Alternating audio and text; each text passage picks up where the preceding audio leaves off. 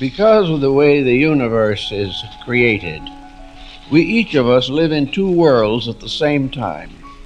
We have to live in the outer life of our own bodies and the inner life of our own souls. Hello and welcome to Living the Inner Life. I'm your host, Chris Sheridan, and join me on a discovery of consciousness, states of awareness, levels of being, everything in our inner life. Because yes, we do live two lives at the same time. We have an outer world with all the places we go, the people we know, things that we do, and we have an inner life, this interior experience of our thoughts, our beliefs, our dreams, our hopes, fears, everything that goes on. It's a vast landscape. It is as infinite as the great beyond, this great within. There is wisdom in our bodies. There are levels and avenues of consciousness and knowing, intuition that are very mysterious, but they are very workable, and we can work with them. Because if you want to make positive changes in your life, in your body, in your work, in your relationships, in your experience with the world around you, it's best to make the changes. Actually, it's really only possible to make those changes from within first.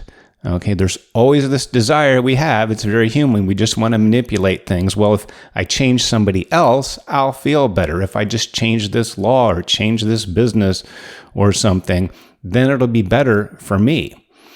It's really hard to change other people. It's hard to change businesses. And it's impossible and probably not a good idea to try to mess with nature, to try to change her ways. Okay, because nature knows more than we do when it comes to things of nature and in this world, this planet that we live in. Okay? So if you're trying to make a change and you're running up against a difficulty, a resistance, sort of an internal voice that is opposing what you're doing, wanting to keep the status quo, that's pretty normal. That happens a lot. And the more difficult, or say the more significant the change that you want to make, the more resistance you will feel from inside. Also, if this patterned existence, this status quo, this way of doing things being set in your ways, if that's very old, well, you have a couple of things working against you there. One is if it's been around a long time, it's been ingrained. Okay, this rut has been dug even deeper, and you're going to want to keep going back that way. Also, being old or having this pattern a long time probably means that it was initiated a long time ago when you were much younger under different circumstances. If you were a child living at home and you weren't getting your voice heard, maybe there were many other children in the family, you're going to learn to be quiet, to keep to yourself, maybe somehow get the feeling that my voice doesn't matter, or why speak up anyway? No one's going to hear me. No one is going to listen. Okay, and that's something a child would do, and that would be a tactic that would work. Okay, well, I'm better off just not trying because no one's going to hear me anyway, and then you live your life like that, but it can become stuck. And over the years, you grow up, your life changes, you change, your circumstances, your environment changes, yet you're still playing from an old book. You're still playing the same tape over and over and over again, and it's affecting you now in your relationships or in your work. Because if you're at work and you want to speak up, if there's a suggestion that you have, some contribution you would like to make, but you're playing that old tape, well, don't speak up, no one's going to hear me anyway. Whether you're conscious of that or not, probably not, because these beliefs get ingrained in a way that they're second nature. We don't think about them. We just operate under those rules. And it will hurt you now. Like, no, now you need to speak up. Now people will listen. You're a different you. You're a grown-up. Maybe you've been to college and you have some work experience and you have a confidence that maybe you didn't have as a child, but you're still playing that old tape. You're not going to improve yourself. You're not going to help your company. You're not going to advance in your life if you stay quiet. Okay? Now, I've seen this happen so many times. It really happens with a lot of companies that are used to manufacturing something a certain way. Like the auto industry is very slow to change. I've read the stories about how when seatbelts were going to be introduced, there was so much resistance from the Detroit automakers that their thought was, well, geez, if we put a seatbelt in these things now, people are going to think they're not safe and they won't buy them anymore. Instead of thinking, wow, here's a car company that cares about you so much. We want you to drive our cars and we want you to be safe so you can enjoy driving them and your family can be safe. It took a long time for the automakers to get on board with that. And it really was a threat from other companies that were making this change. Now, another example I know about resisting change in a corporate setting is with the wheelchair industry. I've been in a wheelchair for 30 years now.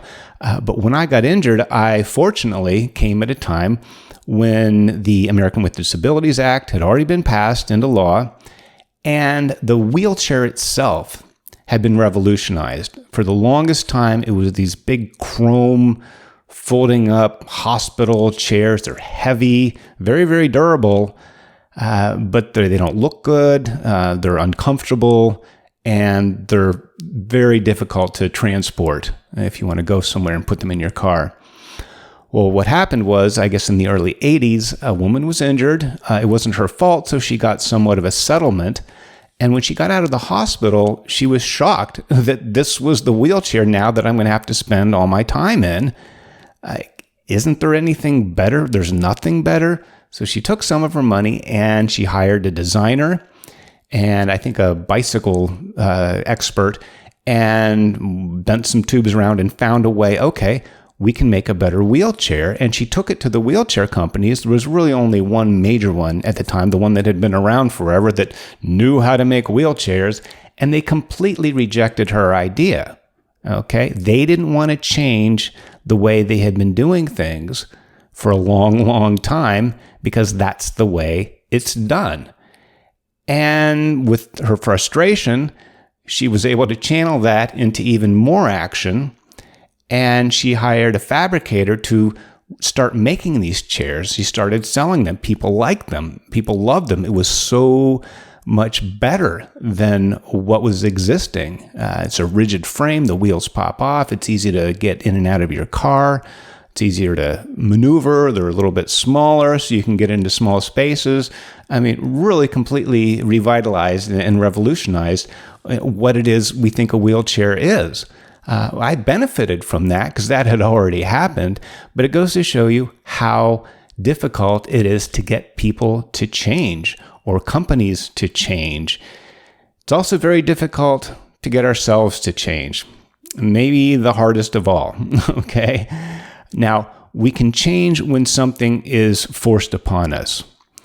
If you're destitute, you hit rock bottom, well, maybe then you'll pick up the phone and get some help that you need. Or if you lose your job, well, then you have to go look for a new job. But if you have a job, and maybe it's okay, I know what it is, it pays the bills, it's not great, it's maybe not what I'd really rather be doing, but it's safe. You can wrap yourself around that, you can hold on to that, dig in, and not let go and not allow something new, something maybe better to come along or to go out and get that something better, get that better job. But if you're comfortable, and comfortable can be a really double-edged word here, okay? Comfort can be in misery. You can be comfortable in a low situation. You can be comfortable in really what is an uncomfortable situation. Think of like an old pair of shoes.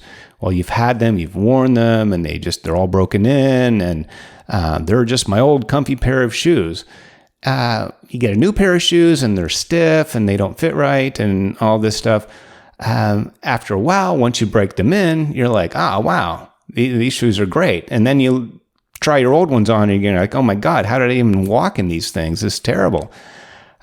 Sometimes you have to get out of that uncomfortable comfort zone and go into the danger zone and try something new. And try it in a meaningful way, not just a haphazard way or a surface kind of a way. You have to at least try it in a dedicated way. Now, if you do and then it doesn't work, well, then move on to the next thing. But you have to give it a fair shake. Okay, it's like a kid trying, well, I don't like that. I don't want to eat that food. Well, have you ever tried it? Well, no. Well, try it.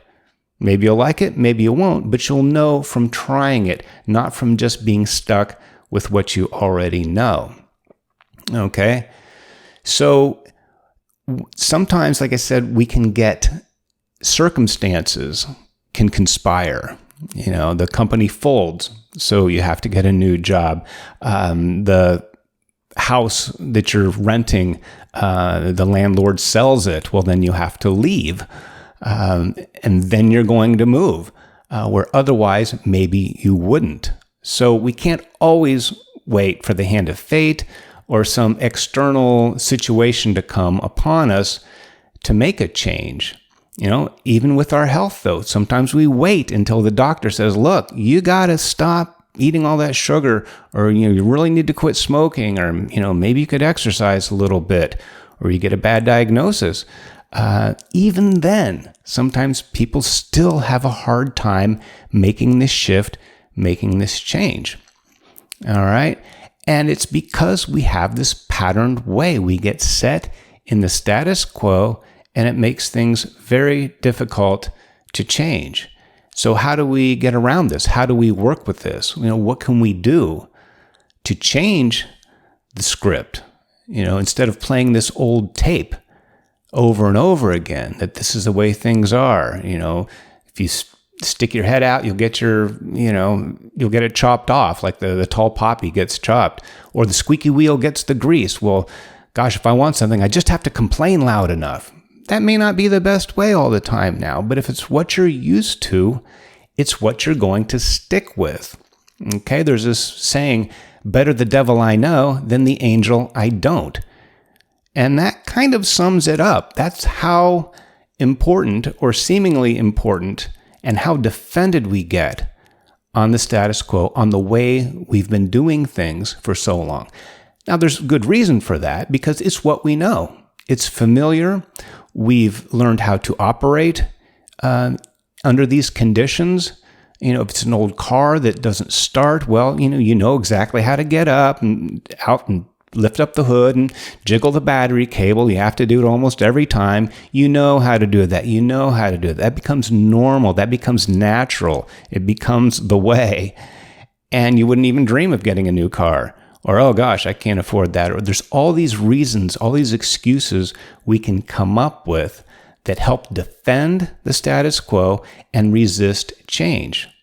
And this happens whether we're trying to get rid of something negative, whether it's in our diet or a poor exercise habit or lack of exercise habit, or we're trying to bring in something positive, something new, something better into our lives, like maybe a workout schedule, or maybe you're going to learn a new language or practice the guitar more often, or change your attitude. Maybe you want a more positive attitude. You want to let go of this negative attitude.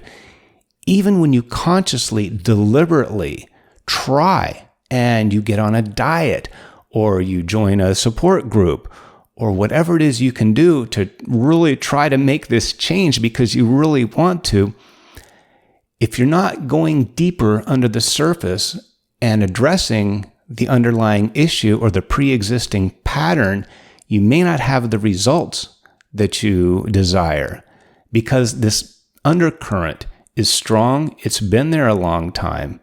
It was brought in when you were younger. You've had it for a long time. You've learned how to operate. It's the new normal. It's not even new normal. It's the old normal. It's the way of things. And unless you're willing to change that, because you can even see this in the diet industry. It's somebody has a commercial and they want to sell you this little tablet, this pill that, hey, no, you don't have to change your diet. You can eat all the ice cream and pizza you want, and you take this little pill and watch the pounds fly off. Like, okay, and we've all been exposed to snake oil salespeople and things like that, but it does play up to a certain part of our human condition, human nature. I don't understand it. It's true, though, that a lot of times we want a quick fix. We want the get-rich-quick scheme where we don't really have to do that much work, no money down, and you can make 7 figures a week or something. Or it's the pill that's going to improve your love life or your, memory or anything like that. Oh, but you don't have to exercise. You can sit on the couch and you put this electronic thing on these stimulating pads, and it exercises your muscles for you while you watch TV and you get all bulked up and you're all Mr. Fitness now. Okay? People wouldn't be trying to sell you these things if that wasn't part of human nature, if it didn't work. And it's not that you're a sucker or people are who buy these things. It's playing on an emotional thing that, yes, I want this improvement in my life, but I'm not willing to make the sacrifice, do the heavy lifting, or stop something that I have been so used to doing for so long. Okay, we get very defended. We can wrap, all our emotions around that. And this is emotional. Okay, it's vitalized with this emotional content that makes it very, very strong. Even if rationally you can say, and the doctor can say, you got to stop doing this, you need to do this. Or even if it's something, again, that you just really want to, a positive change you want to make, and you try, and it's like, why can't I? I mean, this is even in Scripture. I think it's, though I would not, or though I tried, I could, but I found I could not, that it's no matter how hard you try, no matter how much you want this thing, it becomes very, very difficult because we have this resistance. And it's not really resistance. It's not self-sabotage. It's self-protection is what it's misused self-protection. Okay, a lot of these patterns that we have that keep us stuck were maybe at one time a survival technique, but now they're harming us. And we have to renegotiate. Okay, let's rewrite the contract. Maybe at one time, drinking kept me from suicide. Well, I would just sit at home and get drunk, and I didn't want to kill myself. I'm not saying that happened with me, but I've heard people talk about that. But now the alcohol is killing you. Okay, you're not in that position you were. You're in a new position now, and re-educate, retrain, renegotiate with that part of yourself. Say, hey, wait a minute, I'm a grown-up now. I'm not a child. I don't need to go back to these old things. I don't need to stay stuck like this. Okay, this is a whole new ball game. All right, and I want to do things differently. But to do that, you can't just tack them on the outside and expect them to stick if underneath it all is this very strong, patterned way of doing things. So you have to break the pattern, okay? And find out what's underneath it. What is it that is causing this resistance? Tell it that it's okay now. You don't have to fight me on this, okay? You have to really negotiate and have this internal dialogue. It sounds a little weird, but self-talk is very important, very, very powerful. It's one of the most powerful tools we have in the inner life to make these changes. Okay, the father of American psychotherapy, William James, in the late 1800s, was talking about why people can't make these changes, even though they're intellectually smart and they know better, but they don't do better. He was exploring that, and he made this statement that when it comes down to a fight between the rational and the passional, which is the emotionally vitalized part, the passional always wins. Even if it negates everything you know, even if it violates your better thoughts, something emotionally vitalized, because it's at a deeper level. It's at our survival level. Okay, it's a little more primitive, a little more animal nature, and very, very powerful. It's more powerful than the mind. It really can be. That's why when, I hear all these, change your thought, change your world, that works, but it only works if you're not just changing your thinking thoughts in your head. You have to change your heart. Really, it has to be a change of heart more than a change of mind, or it has to accompany the change of mind, this change of heart. Then you revitalize your emotions. You say, this is a new thing now. I'm not scared anymore. I don't have to be defended. Okay? I can bring in this new idea. I have a willingness to try this. I am open to having a new experience. Okay, this is uncomfortable. This sends me right out of my comfort zone. Well, okay. Give yourself that courage to do that. Otherwise, you're really not going to make these changes, even the ones you so desperately want to, even the ones that make the most sense intellectually, rationally. You wouldn't even question it. Of course I want to do this. But deep down inside, you're feeling another way. And the trouble is, we don't always know that we're feeling that way inside. It seems to have a life of its own, a mind of its own. Why can't I try? Why can't I break this habit? Or why can't I start this new habit? I just try for a while and it goes for a couple weeks and then I fall off the wagon, or I just go back to my old ways. You have to get in contact with it, okay? Don't just let it run on autopilot, because it'll just keep on going where it's going, doing as it has been doing. And it doesn't get better over time, all right? So use this opportunity, recognize that change is hard. So if you're faced with wanting to make a change and having a hard time accomplishing that, making this change last or stick, know that that's okay. If you're facing this resistance, that's part of the process. Okay? The goal then is to get inside and get to what's underneath it. Okay? Re-emotionalize your thought pattern, your paradigm, the rules under which you operate your life. Okay? Rewrite the rules, renegotiate. Okay? Tell yourself you have a willingness to try this new thing, even though it may be uncomfortable for me to stop eating this food that I'm so used. It's my comfort food. Don't you hear that? People, it's comfort food. I know a lot of people that are very uncomfortable in their bodies because they're eating way too much comfort food. But it's emotional comfort, okay? It's not really physical comfort. It's emotional comfort, and it can be harming you, all right? Or if it's an attitude, your negative attitude. Oh, geez, well, maybe I'm cynical. Maybe you've been through life and a lot of things haven't worked out over the years. A marriage, a business venture, a dream, a goal that you had didn't work out. Maybe things didn't work out over and over and over again, and you've become cynical. Well, yeah, I'll try something new. Sure, yeah, let's see how well that works. Well, it's probably not going to work with that kind of an attitude, okay? So you have to break that up. Recognize the resistance, dialogue with it. Say, hey, it's okay now. You don't have to do this to us anymore. You can take a break. We can try a new way, even though it's very uncomfortable and this is something I haven't done before and this is so unlike me. I really want to give it a shot.